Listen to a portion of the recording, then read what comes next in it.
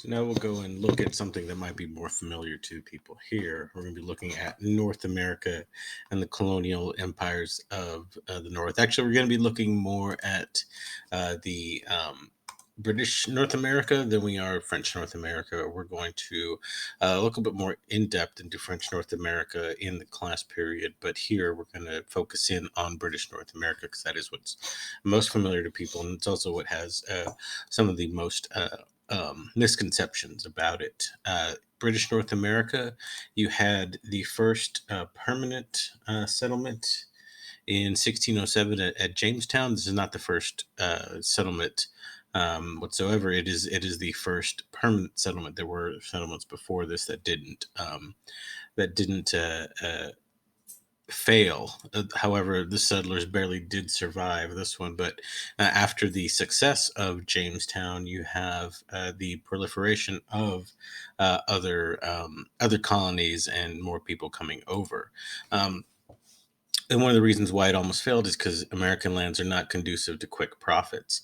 Settlers arrived over in the Americas in the late 1500s, and they found a lot of empty land and a lot of tribes that had been decimated by disease and war before them. So they felt that they could come in and basically begin and create European society in the New World, much like the Spanish had. However, the lands were a lot further north than the Spanish lands, and so they had a lot harsher winters. The climate, while very good for growing crops throughout the summer and the spring and summer, during the fall and winter, it was quite hard, and that's usually when the colonists ended up arriving would be in the fall and early fall, and they would basically spend a few months building the houses, and then winter would arrive, and so it was very very hard for the original settlers um, to make a quick profit. It definitely took some time.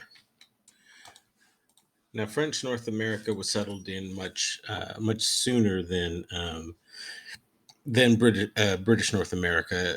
You had in 1534 Jacques Cartier laying claim to Canada, and the region was run very autocratically as a vast trading area. So it wasn't a land with a lot of colonists. It was a land with a few settlements that were tightly controlled, and the rest were basically left up to traders and hunters and furriers to go and find fur to trade with the natives to gain natural resources, and also just to send some of those furs back. You had uh, because of the fact that the French were so isolated, the French were left to their own devices. You had them actually being a lot friendlier with the natives. Not to say that they actually treated the natives as equals, that they felt a little bit more of a kinship and a little bit more of a respect for the natives than the British ever did. And this makes a lot of sense if you look at the way that the French were are living in North America. There were some isolated small settlements, but for the most part, they were on their own, and so they needed to have allies there. And then pretty quickly, within a generation, you start seeing the encroachment of the British, and so you have to make sure that the people around you or your allies, the British, don't come in with a much larger force and begin to take over. And so the French had much more useful alliances um, with the Native Americans, and they had a much better relationship. And this makes sense when you look at the way that the British come in, and you look at the way that the British actually take land and begin to change the way the land is used, and then begin to look at the way that the English are controlling the land that they are taking claim of.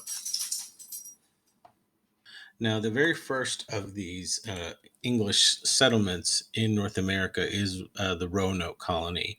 This one was founded by Sir Walter Raleigh in North Carolina in 1585, and this was Elizabeth I's attempt um, to create a permanent settlement in North America. And so in the 1585, you have the beginning of this settlement. You have the beginning of trade back and forth between England and North America. But then what happens in 1588?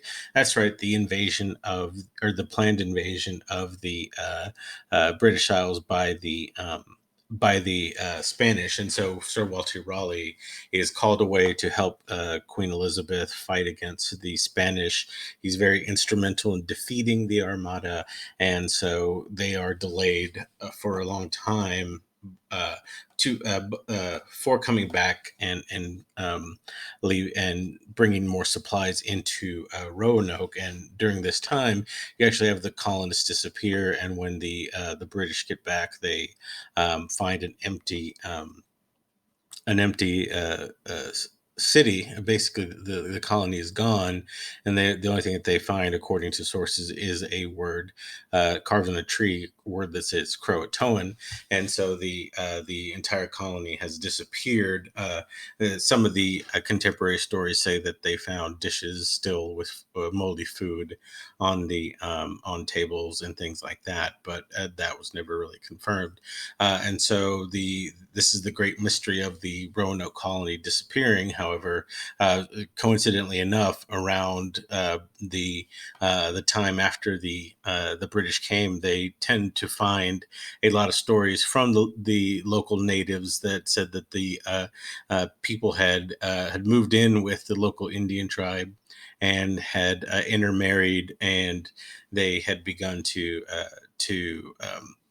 intermarry and have children, and they found a lot of light-skinned Native Americans there. But the British basically gave up on that idea. They said, no, there's no way this would happen, and so the legend of the disappeared colony was created instead of the idea that the British people would give up this colony and go live with Native Americans.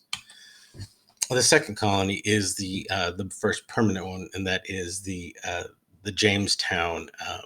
The colony at Jamestown, and this one begins in 1607, 2 years after the rise of James the First as king. And this one also runs into a bit of trouble, as in 1609. It's a very difficult time trying to get food and resources to the colonies, and so they have what is known as in contemporary diaries as the starving time. And this starving time is actually a very important part of the events of Jamestown, because it really shows exactly how difficult the early colonies were um, to maintain when people refuse to adapt to the area, refuse to change um, their mindsets, and get away from the thought that they could simply recreate European living in the Americas. And so the starving time is almost the end of English colonies. With a second permanent settlement dying off, it would have been a lot harder to justify the fact that you were going to be sending people over, and it would be harder to get people to actually come over. But luckily for the people of Jamestown, they are actually saved by supplies from England, just as the worst is happening. As you can see here um, in this picture here, this remnants of a human skull has fork marks across the skull. So they were using all the meat that they could to sustain themselves. But they were indeed saved by supplies from England. And after the this rough winter um, in Jamestown, you have English settlements beginning to prosper, and they begin to send raw materials back to England for the first decade or so. It's mainly going back and forth between North America and Great Britain. There's not that much need for any slaves coming in from Africa. However, you do have you do have African slaves, but really after 1619 is when you start seeing this influx of slaves into the New World. England instead sends over the undesirables, the people that they see as undesirables, into North American colonies, and we'll talk more about these when we talk about the actual immigrants. But the people were very unliked in England and were sent over. Um, but as these undesirables come over, they really intensify the conversion of Indians, or the attempts to convert Indians, and they really operate very much like the Spanish do in trying to convert all they can, and using Indian labor, using natives to man their farms, and try to become much more Europeanized. And by much more Europeanized, it's basically become a servant class or an underclass to the whites. But the natives refuse and quickly fight back. And so the English are trying to catch up. They're trying to create something worthwhile in the colonies, and there are people um, in England that are looking for a new existence. They're looking for a new way of life. The English government is really starting colonies about a century after the Spanish. So there's plenty of stories that are being told. There's plenty of ideas that are being said about the New World, and these new colonists are hearing of a lot of these great riches. They're hearing that there's a lot a lot of profit to be made. They're hearing that it's a veritable oasis where you can find your fortune, and so there's a lot of people that are really rearing to go. And then the English government just basically gives them material goods and sends them on their merry way. It's pretty cheap to start these colonies, because they're expected to basically self-sustain themselves. With Roanoke and with Jamestown, you've seen that this is at least possible as long as the English maintain control of the North Atlantic, and there isn't a war or anything that sort of keeps them away. And so you have these colonies starting up. And remember what happens during this time period, between 1600 and into the late 1600s, is that you have the English Civil War, the Restoration, the Glorious Revolution. All of these different political upheavals in England basically take the focus away the from the colonies, and England is basically dealing with their own issues. And so colonial living changes in and of itself, and then it begins to change a lot of the social structures that existed in England at this time, and starts to create something different and something separate from the motherland. And this is a very hard existence. And there is a lot of work to be done, very little reward. And so the people that are being sent out here have to be made for this sort of existence. And as we've talked about before, there's a clear group of people that are made ideally for this existence, and that is the Calvinists. And the Calvinists bring over this Protestant idea of work, something that's been called by philosophers this Protestant work ethic, where work simply for the reward of working. That they have this strong work ethic that makes them much more willing to sacrifice of themselves, and so the Calvinists come over knowing that they can make a new home there. We'll talk more about that in a bit, and they begin to be put to work, while some other colonies that come in that aren't as willing to really make it as with this harsh existence. You have this chronic labor shortage, and so there's not a lot of people that are willing to do the work, and so the English government begins to entice people with land and land ownership.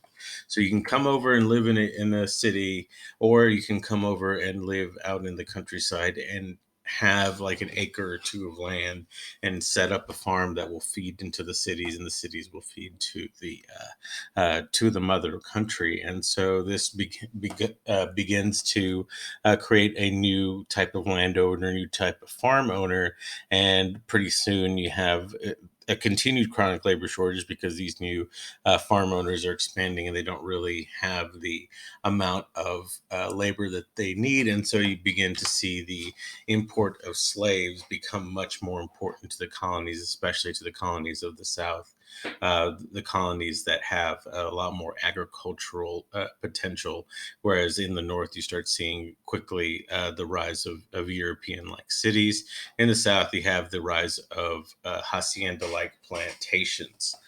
And so slavery becomes much more important to the North American continent pretty much into the 1620s, and pretty much from there until the 1800s. You will see slavery a huge part of the experience in North America. So let's talk about these. Who exactly these people were that first came in? The very first of these colonies, and many of the colonies were founded by religious dissenters. Oftentimes, it was either Catholics or Puritans who will be going over, and these Puritans were encouraged to leave England. I think there's that through line in, especially in American history, that's taught in the United States in high schools, that these were people seeking religious freedom, and they were persecuted at home, and so they were sent over. But that's hardly the case, because the Puritans were actually very hated at home because they despised the idea of religious freedom. The Puritans. Not only were kicked out of England, they were also kicked out of the Netherlands because they refused to acknowledge anything that even remotely resembled Catholicism. They felt that the Church of England was way too Catholic, that it wasn't conservative enough, that there were too many elements of Catholicism still in, and that a lot of things like having fun or enjoying yourself, or not completely making religion your 100% focus all the time were a waste of time. And so whenever the Puritans continued to try and upend the Church of England and continued to try and stage coups against the Church of England, the government quickly packed them up and told them to get out, and they went to first to the Netherlands, where the Dutch um, government told them to get out as well. And then afterwards, you're going to see the the um, Puritan Puritans actually take over the British government, the English government at the time. Uh, uh, During the reign of Oliver Cromwell, you have here a public notice that says that the observation of Christmas having been deemed a sacrilege, the exchange of gifts and greetings, dressing in fine clothing, feasting, and similar satanic practices are hereby forbidden, with the offendable liable fine of 5 shillings. So the Puritans actually canceled Christmas. because they felt it was a satanic holiday, and so they were very, very hated. One of the reasons why people were glad to see the king return, and and they were continually kicked out of England. They're basically the Westboro Baptist Church at the time, and they were actually sent off. The criminals of England were sent to Australia, and the religious intolerant the religiously intolerant were sent over to North America. But they weren't the only ones that were sent over. There were also Catholics that came over. There were people that taught you that preached for unity between Catholic and Protestant to come together, and there were also people that were just friendly folk. The Quakers were actually persecuted for being pacifists. The Quakers, or the Society of Friends, were definitely not a threat to the government. They were very well well aware of their situation, however, because they refused to fight, they refused to take a life, and for that they were seen with derision by the government and by everyone. Basically, everyone hated them because they wouldn't fight, and so they were sent off into to the colonies, and they ended up settling in what is now Pennsylvania and Western New York, and they became the Quakers that we know of today with their instant notes. But no matter who came over, no matter what they were like, a lot of them, at first at least, believed that European society would be replicated. A lot of the cities that you see on the East Coast, the older cities, are definitely inspired by European cities. That they wanted to be European cities. They wanted to be these replicas of the great cities of Europe, and in some ways they did excel. Especially at first, but pretty soon you saw that structured life gives way to landowning. Instead of living in a cramped apartment or cramped tenement home, you could instead go out and buy your own land or work your own land until you owned it and become your own landowner, your own landlord. And so people began to do that as well, especially as more people come into the Americas. A lot of them don't want to live in these cramped cities, and they begin to move out to the countryside, especially when people like the Quakers come over as well. They don't want to be stuck in the city with people that don't like them, so they move out into the countryside. And there were fewer restrictions on the colonists. Like I said, they were under a government that really didn't have a lot of time for them, and especially with all the upheavals going on, and so you had fewer real restrictions on the colonists. They were still under a mercantile system, but they were able to sort of get around it because the government wasn't always there to intercede. They didn't have someone like the viceroy that was always watching, that was always making sure that everything was going according to the strict laws set by the motherland. You also began to see the growth of religious tolerance as Catholicism and Protestantism begin to both struggle in this new world, and the conversion of natives becomes a venture for both Catholics and Protestants. Everyone's trying to convert people. Everyone's trying to basically change Native Americans, bring them into European society.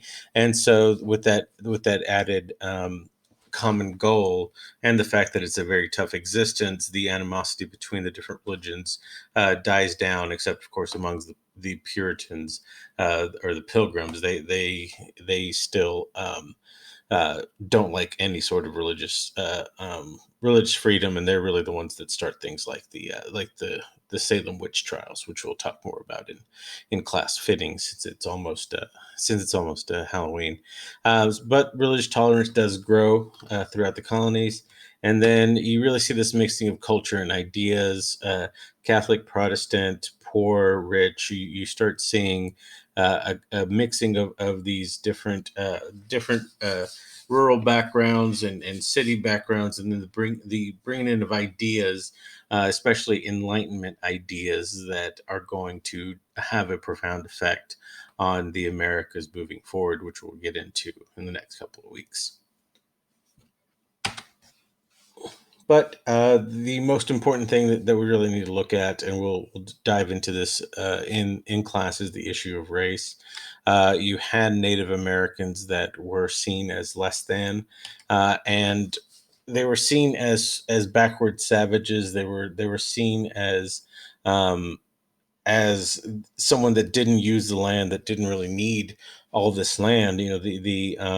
The pilgrims land in the Americas, and they see all of these uh, basically roads throughout. They see old what you looks like crops that have been planted beforehand, and they see this almost untouched land, but it looks like someone has basically made a land for them, and that's because someone did. The native population was incredibly diminished by the spread of disease in after the Spanish came over. So you have about 100 years of natives dying off, and this really shows how important trade structures were for natives before the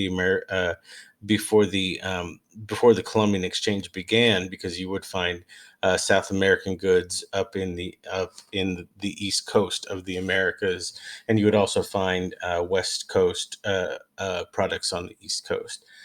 So you had a vast trade network between the different tribes, and because of this vast trade network, disease also spread. And so once smallpox and measles, mumps, and all those nasty diseases came through in the early 1500s, they really spread over a century, and millions of natives died off, and their numbers were greatly diminished. And all of a sudden, there's people coming in who see this land and say, "Well, this is ours now. This is definitely God gave this to us. Look how well manicured this is. This is for us."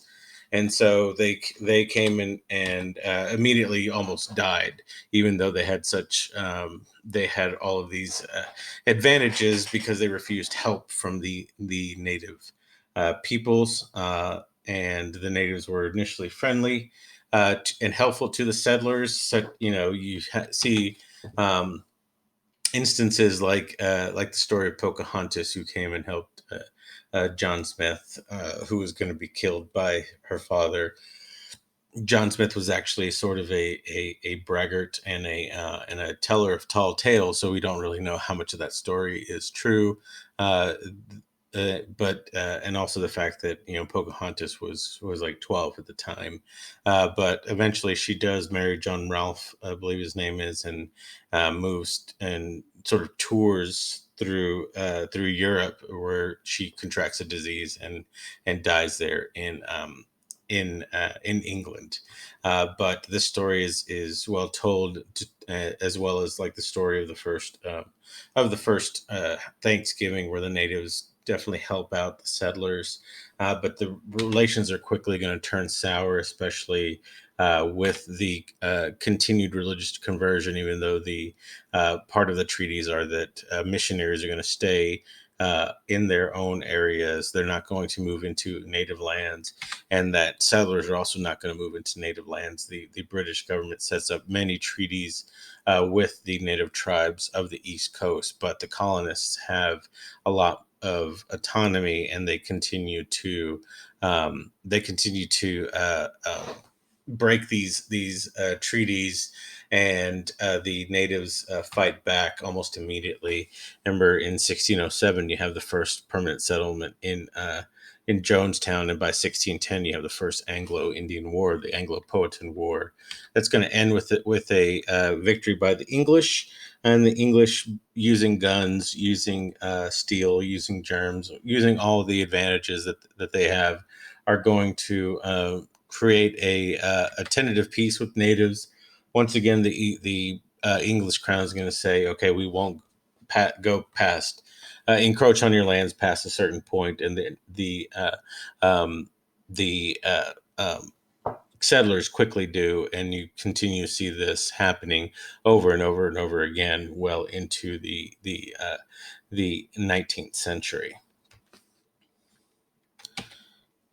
And then also, it's when it comes to issues of race in North America, you can't really talk about North America without talking about slavery. You can't talk about the creation of the original colonies without talking about slavery. They were very high in demand ever since the first slaves were sold in 1619, and even before that, you had a lot of slaves being brought over by the Europeans, and they were very crucial to the southern colonies, and a lot of the idea of owning slaves, especially in the South, is going to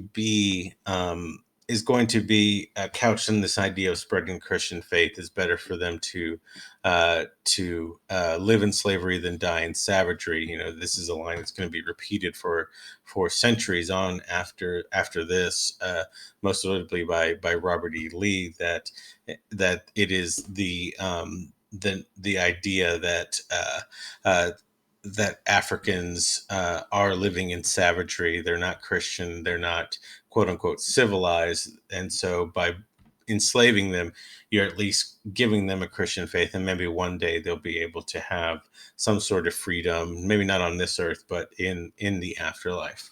And so this is going to become very key to the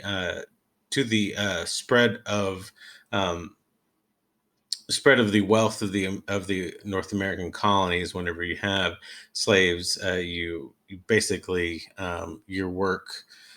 You have the initial overhead of owning slaves, but the cheap labor, the free labor that they give you, begins to create a vast uh, vast surplus of wealth that runs from the colonies into England, and then comes back over in the form of manufactured goods. And so this cycle of slavery and trade continues in North America, and it's going to be an integral part of the colonies, an integral part of what will happen later. But the colonies um, are developing on their own. They are beginning to see themselves as wholly different the